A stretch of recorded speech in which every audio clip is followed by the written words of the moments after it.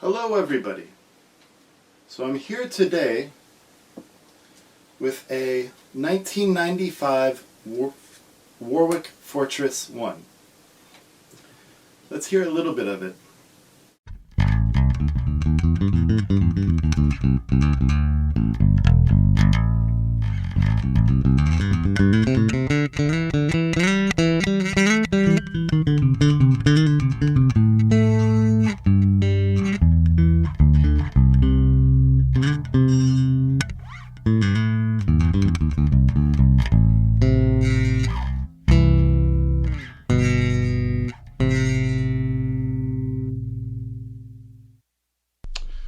Okay, so this bass is nearly a vintage bass. It's 25 years old and I've been the sole owner of it. It has been my #1 bass for a long time, and it's honestly, at least in my honest opinion, one of the best basses I've ever played. The reasons for that is that it has an incredibly full low end and incredibly sparkly, bright, trebly high end. You can reduce that or move it to the neck pickup or whatever you need to do to get a more open, woody sound, or shift it further back toward the bridge pickup to get more of a compressed, tight sound, a more modern sound.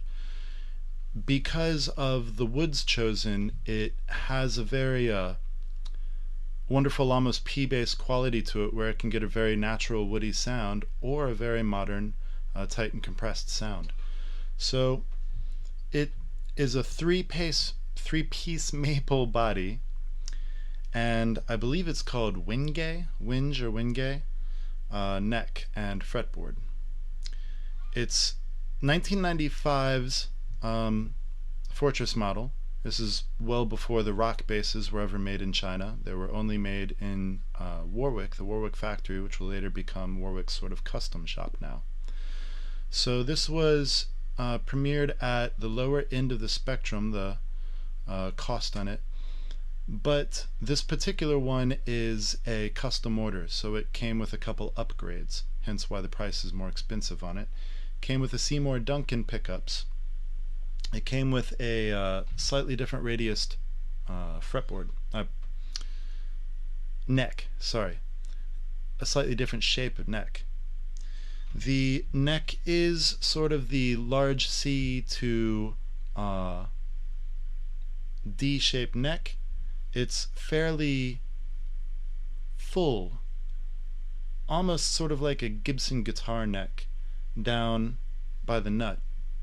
But it's still very playable and very comfortable. There's nothing at all uncomfortable about it. The Fortress One 4-string had, I believe, a Fender P-bass spacing, string spacing, but the 5-string model comes with more of a J-bass spacing. The strings are closer together, so very comfortable to play. Now I come from a sort of punk-funk background, so I like a very metallic sound to my strings, and during my playing I like the growl that you get when the strings are kind of slightly hitting the other frets. Not fret buzz, but... And so I have the action incredibly low on this bass. You could raise it, the neck is solid and straight as an arrow.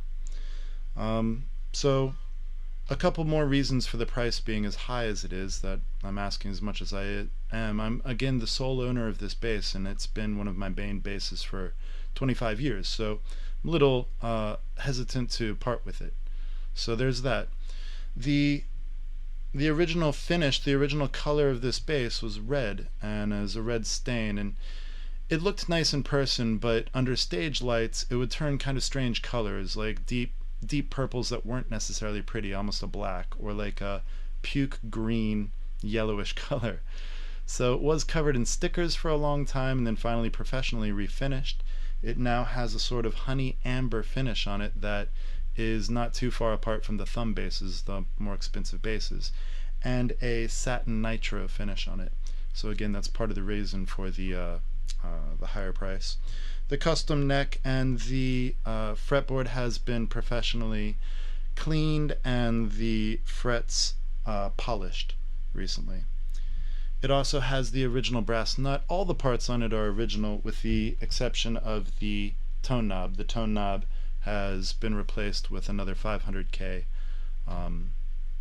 tone knob. It's not tone knob, high cut, high pass filter, and so it has a CTS 500K as opposed to the Warwick 500K. That's the only thing that's been changed. Comes with the original Jim Dunlop strap locks that go in thusly. You push the button in on them. They insert into the base, which is very cool, and they're in. The strap is locked in. It will not come back out. Push the button, they come out. So yeah, inserted into the base. Very cool. So the body is a wonderful figured maple or flamed maple. I hope you can kind of see some of the flame. There's a lot of the flame coming through here on the front side of it. And then on the back side of it, you can see all three pieces are wonderfully flamed. I hope some of this is coming through. And it's just an absolutely beautiful maple body on it. And then the neck is a beautifully open-grained piece of timber. This wingate, the back of the headstock, I don't know if you can see that, just looks remarkable. And it's very, very comfortable. It's also recently been slightly sanded to take off some of the stickiness of 25 years of playing and being in venues. Okay, so then the electronics. The electronics are... Oh, before we get to the electronics, let me also say that I've had a custom crafted sort of... I'm not sure what you call this. Finger bridge or something. Made for this bass. It's a piece of purple heart and then stained black. So if you remove the black, then the wood would be kind of a reddish color and then eventually fade into more of a purplish color. Beautiful piece of wood as well. Or you could remove it. It's only held on by double-sided sticky tape, and it could be easily removed. Just you'd have to be careful not to do damage to the body or to the finish. And so it allows you to be able to play all the way down by the nut or anywhere in between, and then you could come up here. Your thumb can pretty gently rest on this neck. There's enough space there, and so your fingers can pretty much cover the entire range with no problem. Okay, the electronics. So the volume knob is a push-pull active-passive volume knob. This one is a selector between the front pickup and the rear pickup, and you can blend in between. This one is a high-pass, low-cut filter for the low end, and this is a high-pass, low-cut, high-pass, high-cut, sorry. Low-pass, low-cut for the low end, high-pass, high-cut for the high end. So you can cut all of the bass out or all of the treble out, or bring really more bass than you need or more treble than you need into the signal. In the passive bass selection, the pickup selector is still engaged, but the tone knobs, the tone circuit, is disengaged. So it's just kind of a wide open sound, but a very balanced sound. So okay, that's about it. If you have any more questions, you can reach out to me on the websites.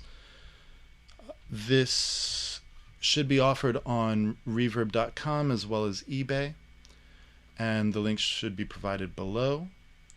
And thank you for watching. Let's listen to some of the sounds.